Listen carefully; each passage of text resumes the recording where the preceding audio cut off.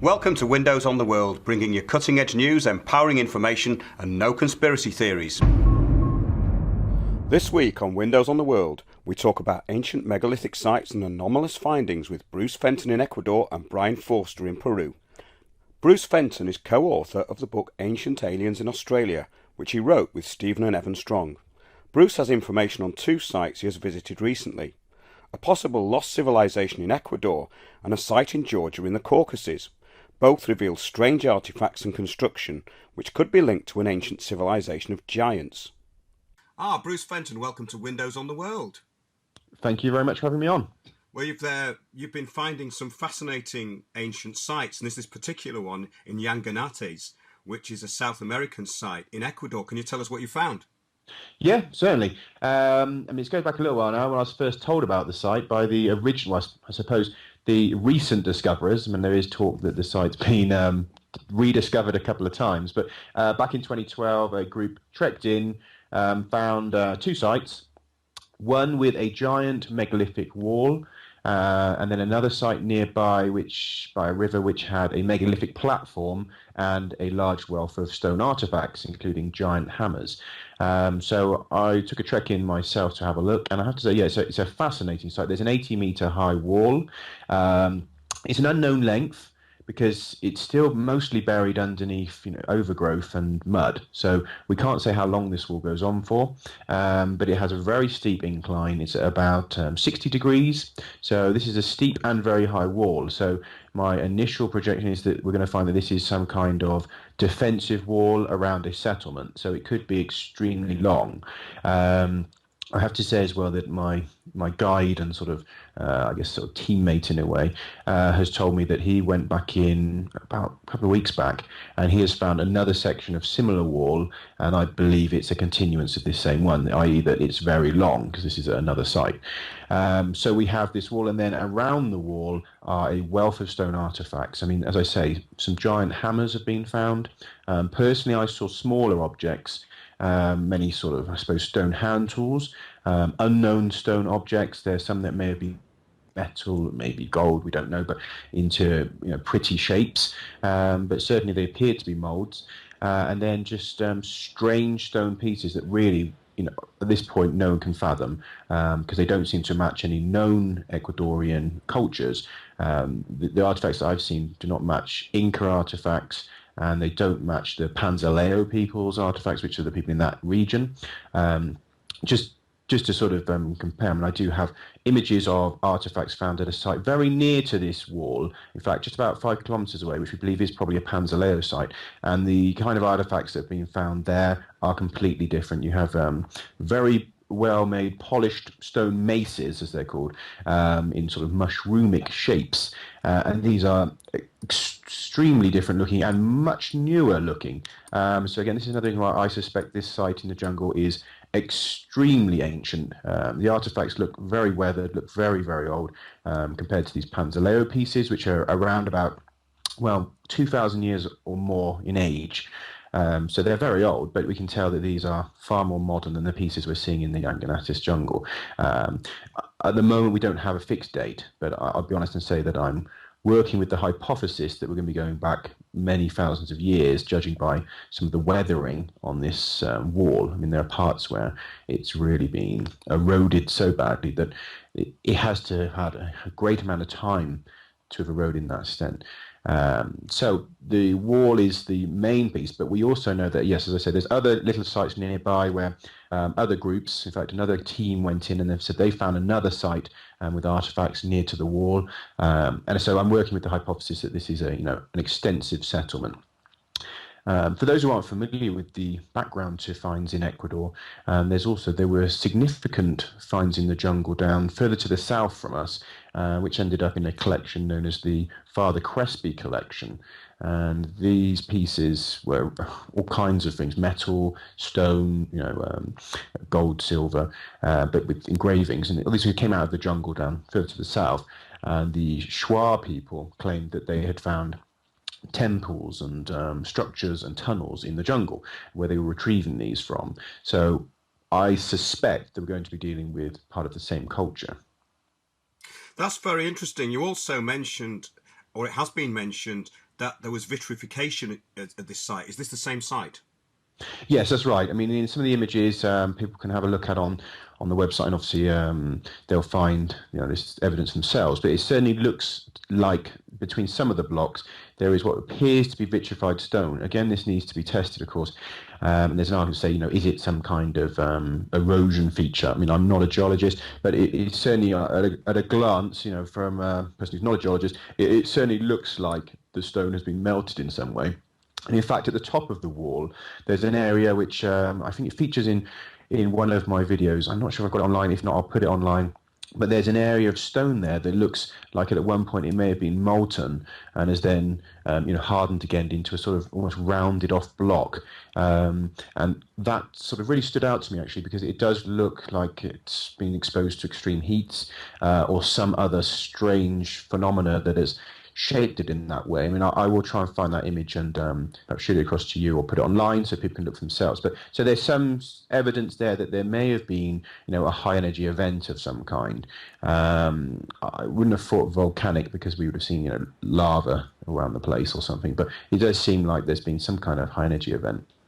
So how does this tie in with these other ancient sites that you visited, if at all? Well, I suppose the overriding thing here, I suppose, is this connection to giants, which now, as you know, has become a bit of a buzz topic in alternative archaeology circles at the moment. It seems that giants are getting a lot of press. Here in Ecuador, no, there hasn't been any bones found on the site yet. I believe, though, that's because we need to penetrate beyond the wall. I think that's the bottom line, is that if this is the protective wall for a settlement, I think the real, interesting stuff is on the other side of this wall. And so far that's proving a little bit tricky because the top part is swallowed up into the jungle again. It needs more than just myself. It needs a few people going in with machetes and the ability to sort of hack through, literally, in many saws, and really clear a way through to get to beyond this wall and see what's over the other side. Because I suspect we're going to find quite possibly, pyramids, burial sites, the lot. Because if they went to the trouble of building this enormous wall, I don't imagine it was to protect, some ramshackle, wooden village. I'm expecting to find something quite spectacular hidden beyond this wall. If anyone out there's read the accounts about the Father Crespi collection, the Shuar Indians talk about having, accessed giant pyramids in the jungle and temples, as I say, tunnels, and that these places, they say, glow blue at night.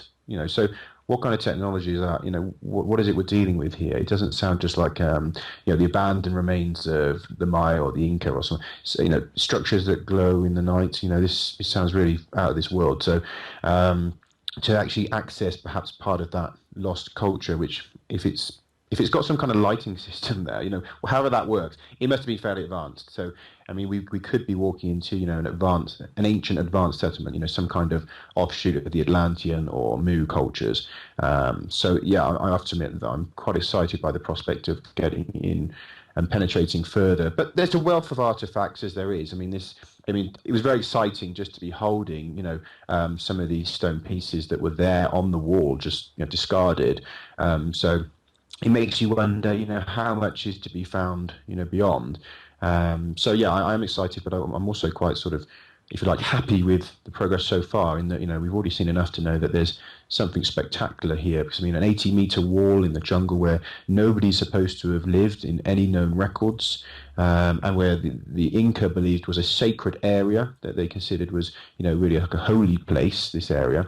They didn't live there themselves, as far as any records show, but they believed that the Yanganates was sacred, and in other tribal groups, there's beliefs about this area being very special, in fact, sort of dangerous, that the mountains can move, that there's spirits in there, that it can be dangerous, and many people say aliens. If you talk to locals, they'll tell you that UFOs are consistently and constantly seen flying over the Yanganatis, and there's a belief that there could be some kind of alien habitation within that area. So these things, all tying back in. You get the existing legends and stories, the beliefs of other tribal groups, and then, modern sightings of strange phenomena there.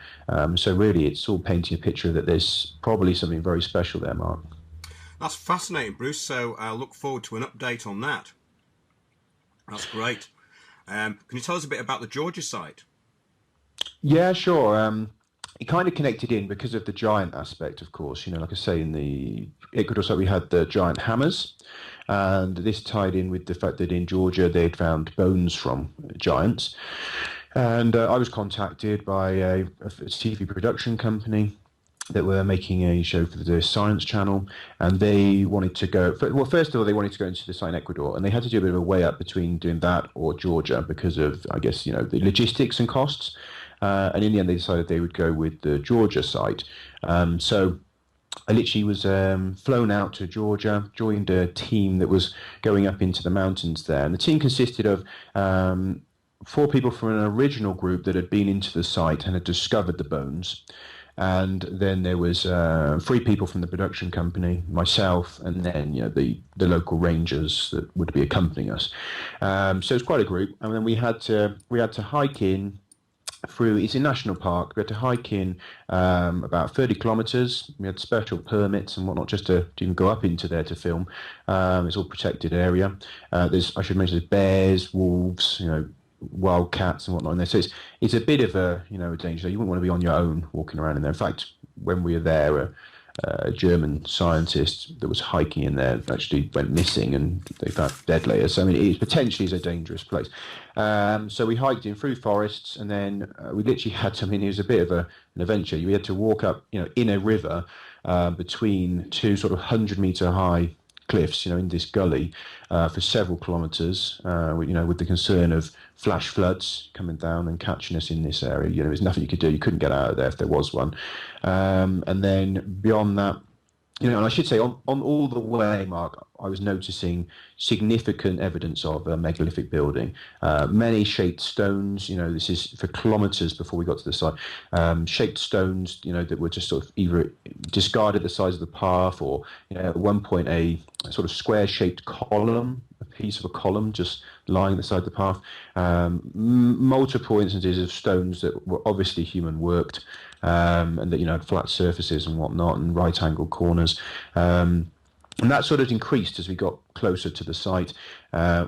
I realised as well that on the path that we took beyond the river, once we started climbing further up, and we had to go from 500 metres to about 2,000 metres. So, there was a fairly steep climb at one point on a sort of fairly muddy path.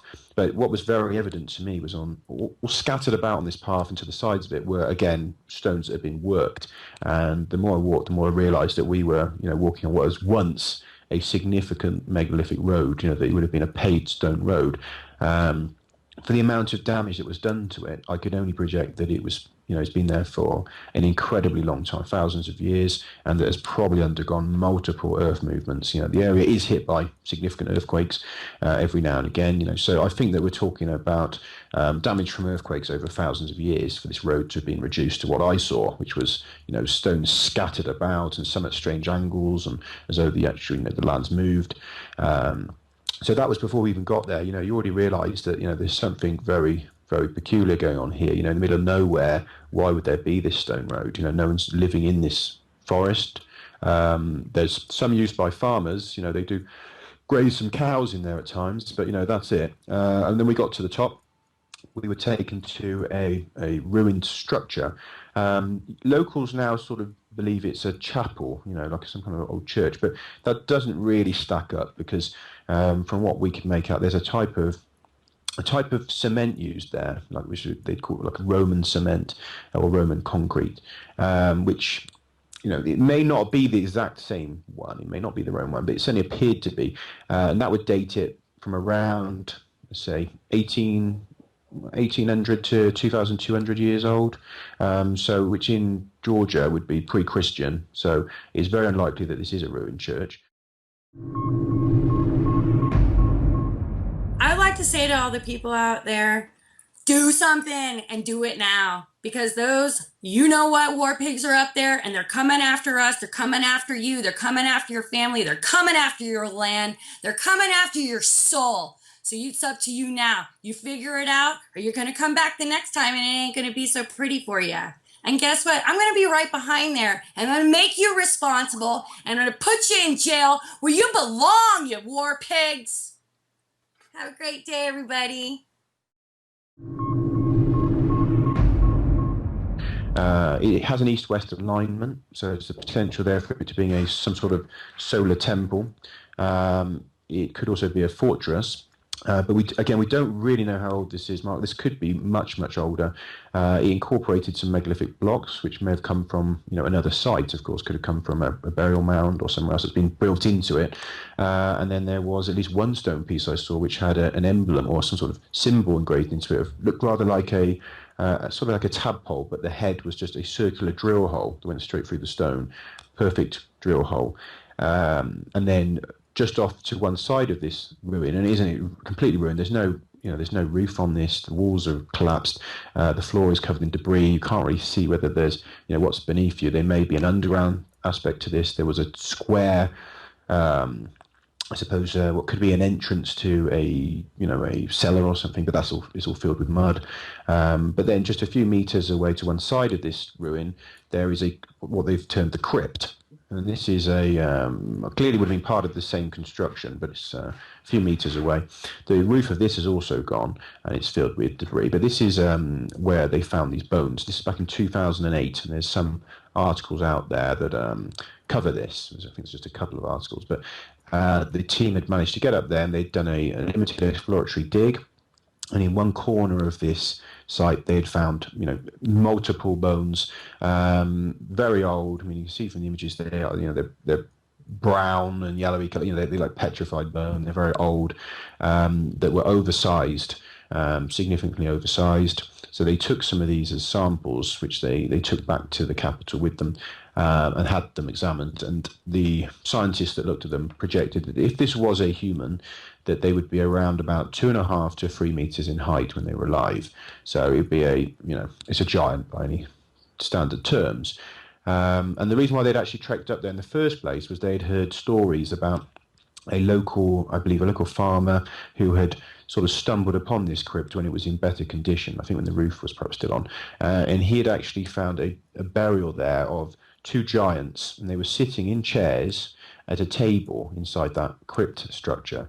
So it's a very unusual burial, and I know from the northern from the US, North America, that many of these burials of giants, the giant bones are in, odd burials, that they may be standing up, sitting up, or in some way, different to how we usually bury our dead, if you like, not just lying down and that's it.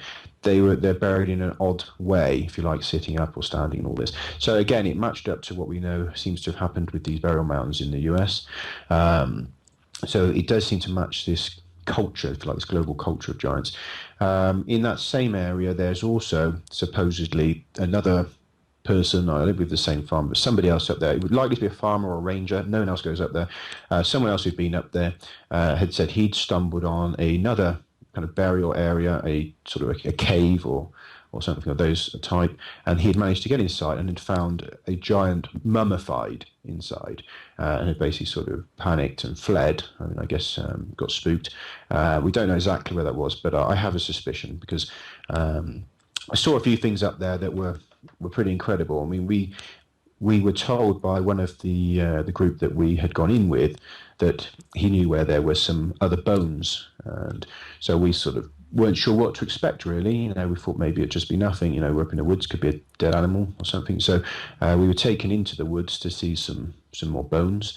This is because as I said, we hadn't got the full permit to a full dig, so this was kind of a secondary thing in the end. He took us to another site, and there we saw a strange block of a conglomerate, some kind of a concrete, it appeared to be. And on close inspection, it became quite apparent that this thing was riddled with bone. The mix was basically just stone and bones.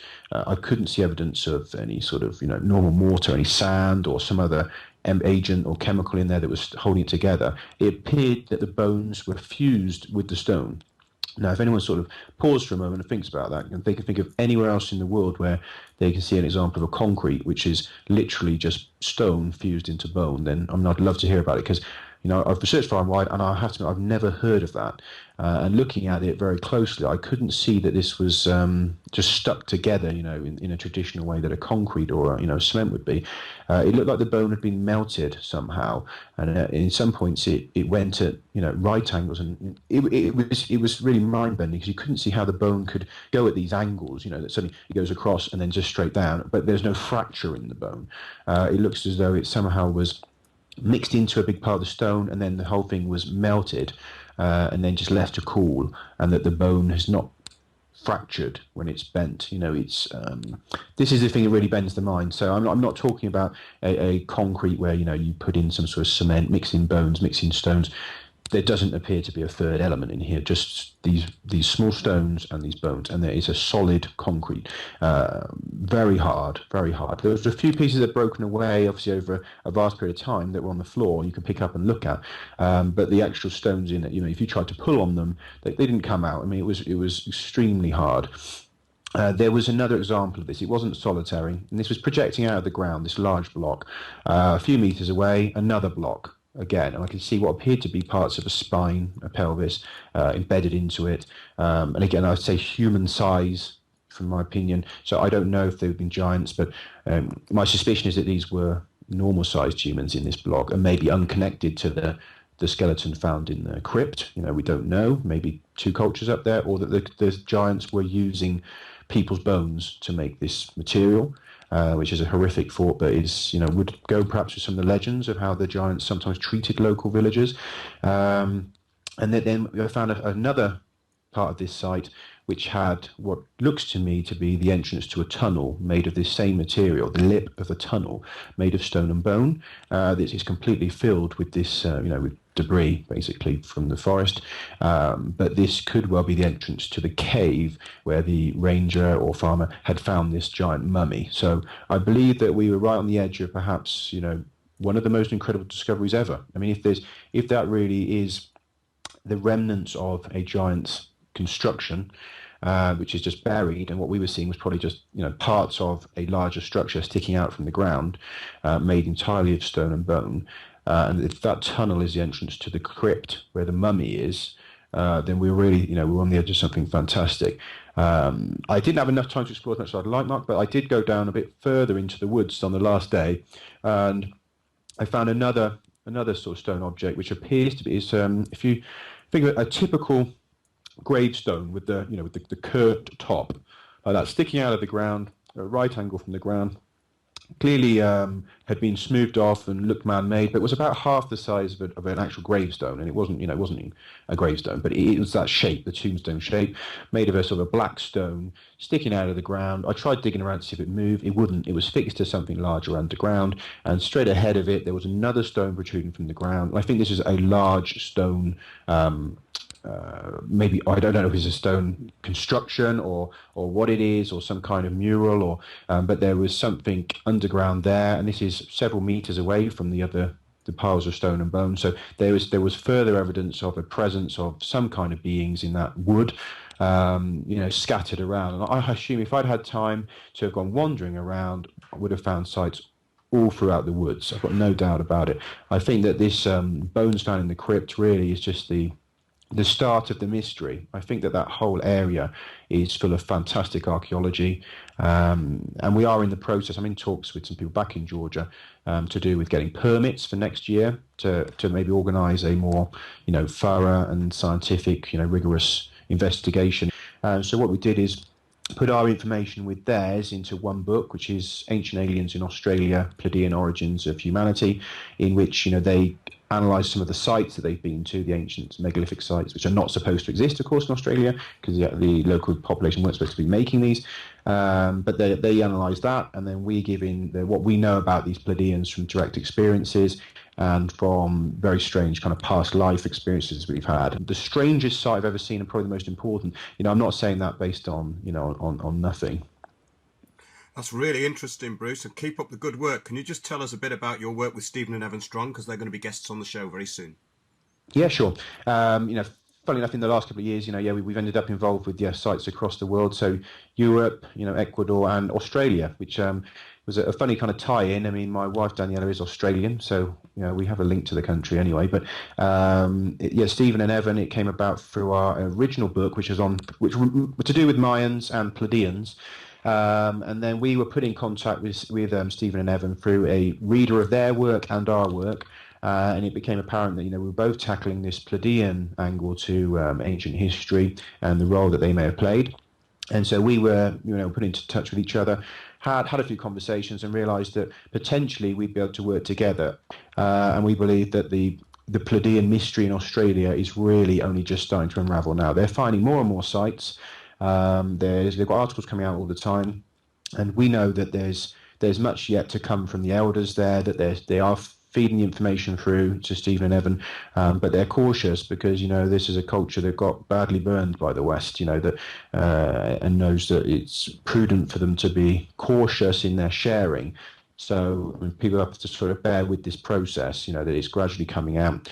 And people like ourselves, Daniela and I, and others that have had experiences with the Pleiadians, obviously have one part of the story, but what Stephen and Evans are doing is incredible, because obviously they're actually being able to go on site and show, where these beings once were. Well, this is fascinating. Looks like we're building up a worldwide network here, and we're very, very excited and pleased to have you on the show.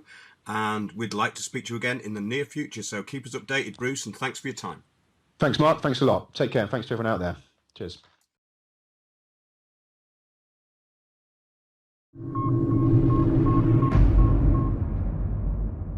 Researcher and author Brian Forster is a regular contributor to Windows on the World. This week, Brian talks about a strange skull which is very similar to the so-called Star Child skull curated by the late Lloyd Pye. Brian also talks with us about the Paracas people of Peru. Okay, Brian, so can you tell us about this skull that was found that seems to be very similar to the so-called Star Child skull, which was in the custody of Lloyd Pye until he died, and is now been taken over by somebody else? And they're still doing DNA testing for that particular skull, I believe. So this skull that you've come across did seem to be very similar looking at the photographs. Can you tell us a bit about it? Well, yeah, what's intriguing is the fact that the Star Child, which was found in Mexico, supposedly is the only one of its kind that is known, and it was in the possession of Lloyd Pye for 12 years up until his death in December of last year. But because I am connected with a number of different museums and private collections in Peru, this skull did appear from a private collection which physically looks very similar to the Star Child in terms of its overall skull shape, the shape of the eye sockets, etc. If it's human, it's very a strange example of being human. But that's more or less all that I can say. At this point, it hasn't been DNA tested or carbon-14 tested yet. However, the owner is open to the idea of having it examined by geneticists and analysis through carbon-14 to establish how old it is and also what its DNA genetic makeup is. I've actually visited the graveyard where it was found, which is in the area of Paracas, Peru, south of Lima. It's in what is called a Wari culture graveyard area, but it's a very strange example, and like all things, something like that requires a lot of examination and testing by medical professionals in order to be able to see if it's simply an anomaly or if it represents a different line, possibly of humanity. Yeah, I mean, it was very similar in looks to the Star Child skull. I think it was slightly smaller. Is that right? Yeah, well, it would appear to be a baby skull, maybe 2 years old. That is, if it is a Homo sapiens like us, whereas the Star Child proper appears to have been a much older skull, because the one that I've been examining, the actual bone material is very thin, like a 2-year-old child would be, whereas the star child is much thicker and more mature kind of specimen. Yeah, it was also the star child skull. The skull was very thin, but it was incredibly strong. Is this skull similar to that? We haven't been able to do the analysis yet of that. That is true. The star child skull is much thinner than a normal human, but much denser. It seems to be made of almost enamel tooth material rather than typical the calcium carbonate compounds that make up normal human bone. So that's what's intriguing. One of the many intriguing aspects of the star child skull is that. But with this one, we simply don't know. Again, at the moment, all we've done is basically photographic comparison of one with the other, and we're seeing a lot of similarities. But of course, geographically, they're quite separate. This one being found in Peru, the other being found in Mexico, and no real cultural connection of the star child with any other individual, because it was found in a cave along with a so-called normal human female, whereas the example that I've been observing was found in an actual 1,000-year-old graveyard. So, again, like everything, we're at the initial stages of that. Right, thanks for that, Brian. Quite an interesting update.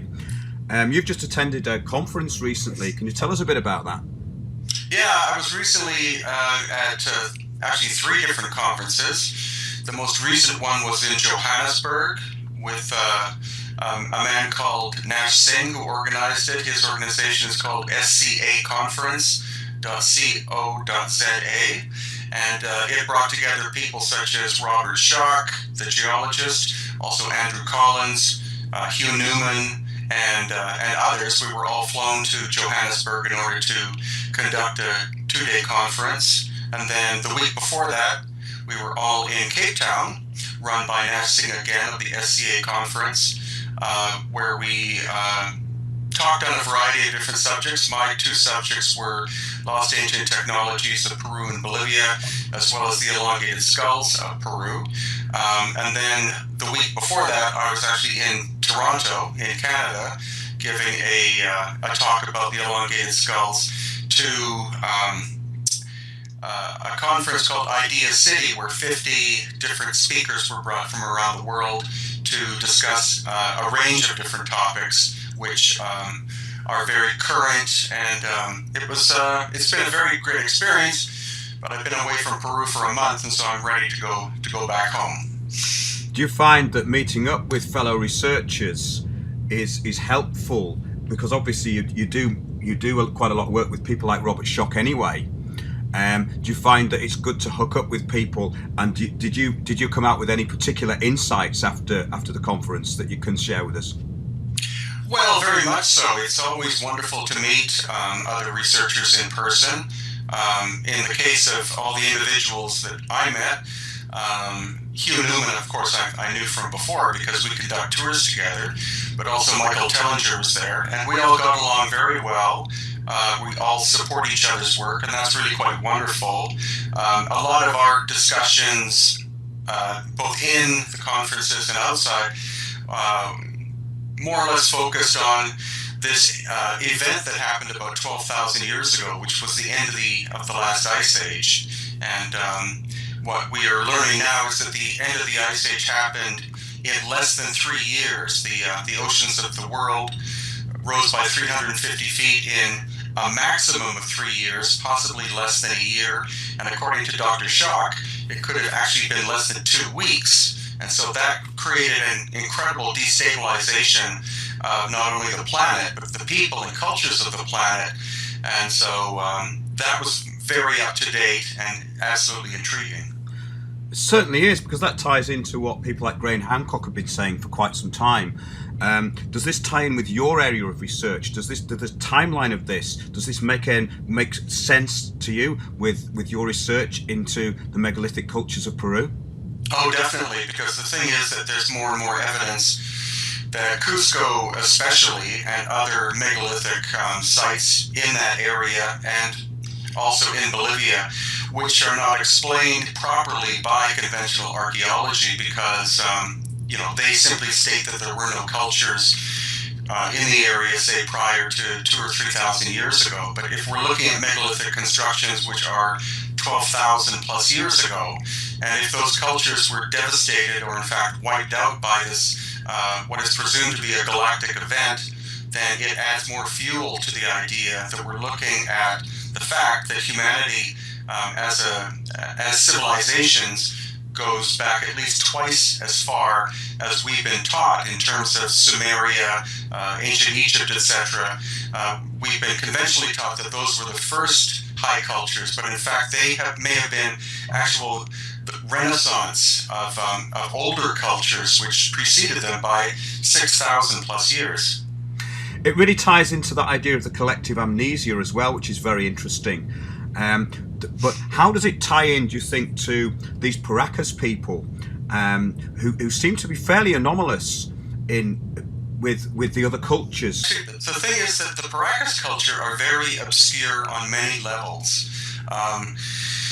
What is known so far through conventional archaeology is that they seemingly suddenly appeared about 3,500 years ago on the coast of Peru, and even all of the archaeologists I've talked to in Peru and outside of Peru don't know where they came from. So there's no pre-culture to connect with the Paracas. They just suddenly appear, and then 2,000 years ago, they seem to have been, I think, wiped out by the Nazca culture that moved into the area.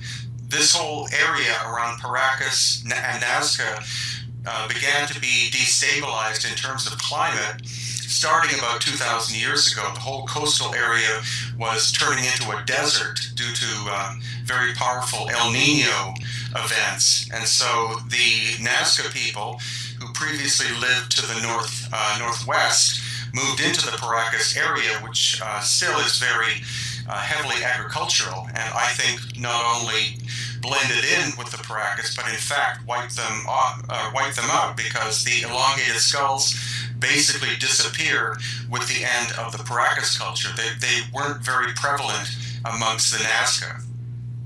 That's very interesting, because I recently did a talk and I used some of your video actually to show the difference between cradle boarding and these particular skulls, these Paracas skulls that you have in the museum there. Because I think that they're still trying to bury this thing that they were elongating their own skulls. Now, you've been doing quite a lot of research into this. What would you say about that? Well, the vast majority of the skulls were intentionally deformed through some sort of cradle boarding or other simple technique. However, there are, I would say, between 3 and 4% of the skulls which are very different. They appear to be quite natural. You don't see obvious flattening of the forehead, or perhaps even more importantly, the back of the head, because the contraption used was basically either a type of leather or wood that was used in the front and the back of the skull, and then with textile wrapped. And this, of course, was done to the royal babies. And then basically over the course of 6 months to 3 years, the deformation was performed. But some of these other ones are very complex in terms of curvature, both in the front, the sides, and the back. And I think they are actual examples of people that could have been born that way, and they would have been the last of a line of humanity that, through breeding with normal humans, eventually disappeared. And that's why the deformation was done. It was in order to try to retain the look, I think, of a small genetic population which have not been accounted for in conventional archaeology or anthropology. It's very interesting that, because when we look at the pharaohs, they seem to have taken on this practice. Do you think that it's possible that the Egyptians visited many different continents and they may have learned from this priest class? Have you got any thoughts on that? Well, the thing is that cranial deformation, the changing of the shape of human skulls, has occurred on all 6 populated continents, going back in time as far as ancient Iraq, possibly 30,000 or more years ago. The thing that is common amongst all of these different cultures, whether they be in Central or South America or throughout Europe, as well as the Middle East and parts of Asia and Melanesia and Australia, etc., is it was always the royal class of people, and the 3 characteristics or reasonings behind why this was done amongst the royal bloodlines was A, it was thought to increase the intelligence of the children.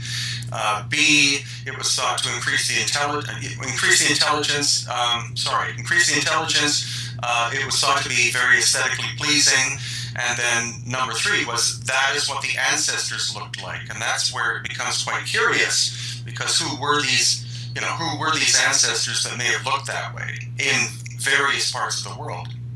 We're going to be covering the red-haired giants on a show soon, and I'd like just to get your information really on this red-haired race, because you've written about them, you've written books about them, haven't you? About this seafaring race of red-haired people that seem to have gone to many different continents and have been discovered in the Americas and in North America, also known as the mound builders.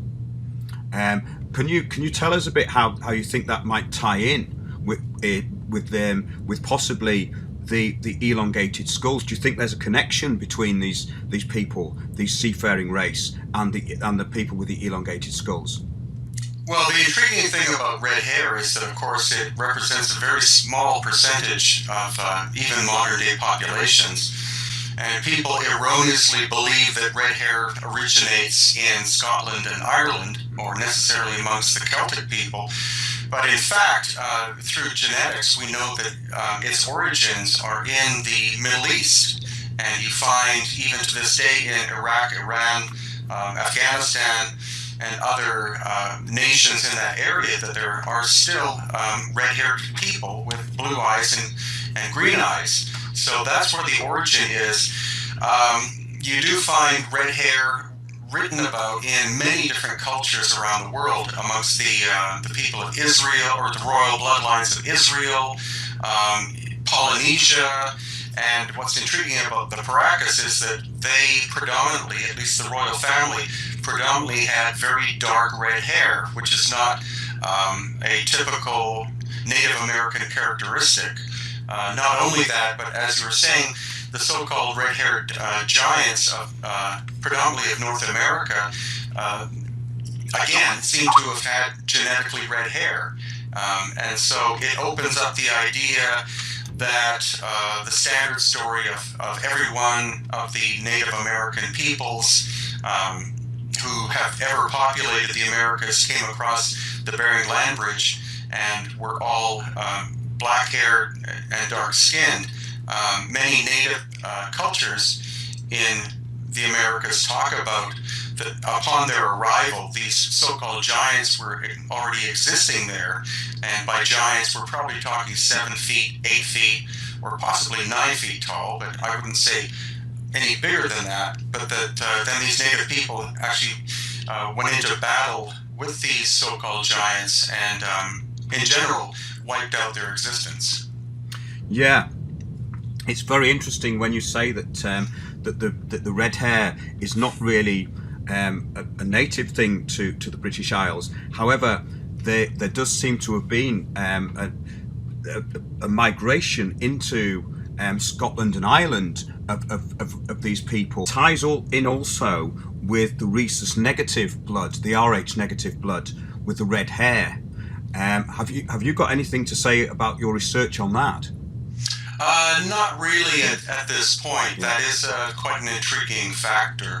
But I think the important thing is that through modern genetics, we're discovering all sorts of things. Like we have to rewrite the history of humanity in many ways, not only in terms of civilizations and what they created and have left behind for us, such as stone structures of profound magnitude and quality, but also the different types of humans and humanoids that lived on this earth. It's not a simple question of Cro-Magnon, Homo erectus, and Homo sapiens sapiens. There seem to have been possibly many other smaller groups of genetically different people who were capable of breeding with one another, but these other bloodlines began to disappear probably as the result of the overzealous combative nature of Homo sapiens. We have a tendency to take things over, like taking over nature, and quite possibly taking over other genetically related but not exactly the same bloodlines. Maybe there is some ancient hidden knowledge which certain people on the planet actually do know about. What do you think about that? Well, I think definitely. Again, the red hair is associated in general with the royal classes, and in terms of royal classes, in many cultures you're talking about the so-called kings and queens, but you're also talking about the religious or spiritual class being a part of that as well. So I think definitely if you look at a lot of the different oral traditions from around the world, again, this this red hair appears. Usually it's quite an old bloodline, such as in Polynesia. There are still people who live in places like New Zealand and Easter Island and Hawaii and Tahiti who have this very dark red hair, and in general that's regarded as being the pre-Polynesian people who existed on these islands prior to the expansion of the Polynesian cultures, which began more or less around, I think, in the neighborhood of 100 AD. I think it's quite silly to think that islands such as New Zealand, which is quite large, was first populated, say 500 to 1000 AD, and that all time before that there were no humans. It's too big a landmass to have been missed, and we also have to take into account that people have been traveling the world's oceans for thousands upon thousands of years before Christopher Columbus or the Vikings. That's absolutely correct. I'm doing some very interesting interviews with Stephen and Evan Strong in Australia. Have you come across their work before? I have, and actually the interesting relationship is that when I was in Egypt in March and April with the Kemet School of Yusuf and Patricia Awiyan, they were able to, or at least Yusuf and Mohammed Ibrahim, who were masters at knowing the true knowledge of Egyptian hieroglyphics, were able to actually translate the glyphs that were found in Australia, and they said that that these glyphs deliver a very coherent message, that it's not something that probably was faked in recent times, because it is an ancient Egyptian script and it does tell a very clear story. That's very interesting. I have featured the carry-on glyphs, and they are right in the middle of nowhere, really, as a lot of these sites in Australia obviously are, in New South Wales. And these people have been trying to debunk this, as though some students went there drunk one night and then did these incredibly intricate carvings. But it's not really a surprise that people of Egypt would have travelled there thousands of years ago, is it? It's not really that anomalous that would happen. No, it isn't, because when you look at the drawings of some of the Egyptian ships, when you see examples of them in Egypt, what you can tell surely by their design and by the sail shape and formation, that these were not necessarily built to travel on a really calm river like the Nile. These are open ocean, large vessels, and of course with the incredible abundance that the Egyptians had in terms of gold and silver and precious gems and other exotic materials, they weren't necessarily getting all of that from their local area or even from people coming in to trade. They may very well have had major expeditions out to places such as Australia in order to acquire materials such as gold, because as we know to this very day, Australia is incredibly rich in terms of materials, gold, opals, diamonds, etc., etc., etc. No, it's very interesting, and Stephen and Evan Strong seem to be finding quite a lot of these sites. A lot of them have been bulldozed. Obviously, the farmers were kind of coerced into doing this. Otherwise, the land would have been taken, it seems. And Stephen and Evan seem to have quite a lot of trouble with authorities over there, even when they visit these places. It is very, very difficult and quite frustrating trying to decode this history, as it is obviously being hidden, and it's people like you and Stephen and Evan are really trying to put this jigsaw puzzle together. And so what we're really talking about is that humanity is far older than we're being told, by a very, very long stretch, isn't it? Well, I think it's not necessary that I don't think that humanity is extremely old, but I think sophisticated humanity is much older than what we've been taught. The standard story is somewhere around, say, 4000 BC, we have the emergence of reasonably major societies, and that before that everyone was more or less a hunter-gatherer. And for all of the profound things that we still have to this day, such as the pyramids in Egypt, etc., to suddenly spring out of nowhere, that all this engineering knowledge suddenly evolves in the course of a very short time, doesn't make any sense to me. So I think through, again, the research of people like Dr. Schock and others, learning that there was a catastrophic global event that happened approximately 12,000 years ago, whether it was a comet or a meteor or plasma ejection from the sun or an eruption of energy from galactic center, or maybe all of the above, that the planet was impacted and severely altered. And I think that's where the concept of amnesia comes in, because what we're looking at is we're looking at high societies that did exist, that did have possible contact with each other. They were capable of traveling the world's oceans. Then this major event happened. The world's oceans rose by 350 feet very rapidly, so any civilizations on the ocean or near the ocean had to abandon their cities, etc., quite rapidly and move to other parts of the world and then re-begin. But also major environmental changes were happening. High percentage of the population was wiped out, and therefore this caused this state of shock and amnesia, which author Barbara Hand Cloud calls catastrophobia. So do you think some of these megalithic cultures in the mountainous regions of Peru could have survived this, or do you think that they were wiped out as well? It seems that they were either wiped out, or the survivors had to abandon the area and wait possibly for thousands of years to return, because according to Dr. Schock and others, if it was plasma ejection from the sun, it literally would have been the equivalent of plasma lightning that happened on a grand scale. And this would have not only vitrified the surface of stone, but would vaporize any living material in the area, such as people and plant life. So those that did survive would have basically nothing to eat in quite a large area, and thus to survive would have to move and wait the time out for the land and vegetation to reestablish themselves.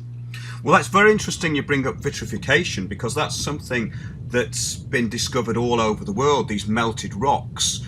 And obviously it's going to take extreme temperature to do that. And there is some theories that it's some kind of cosmic war going on, but it probably would make sense that it's some kind of massive catastrophe. Have you looked into this vitrification?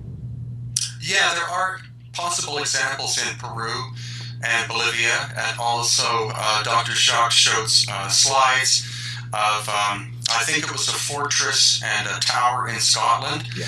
And he, being a PhD geologist, was able to discern the fact that the surface of the stone had been flash heated, and it couldn't have been done by simply somebody lighting a fire or even a forest fire in the area. It had to be incredibly intense heat energy that could have taken possibly even milliseconds to affect the stone in this way.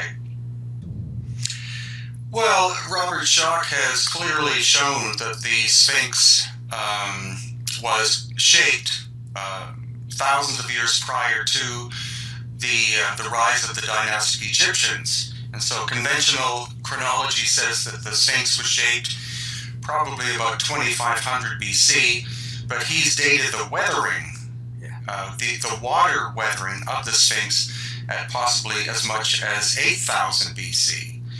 Therefore, the Sphinx had to have been carved before that time. The weathering could not have been done by wind and sand. It had to have been done by precipitation, and the only time that that area had sufficient precipitation would have been in the area of 10,000 BC or even farther back in time.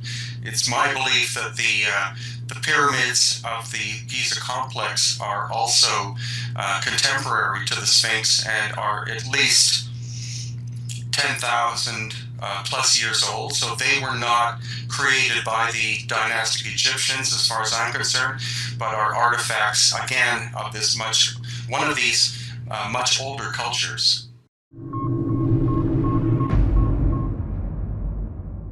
Thanks for joining us on Windows on the World. Remember, keep watching those, watching us, watching Windows on the World. We'll see you soon.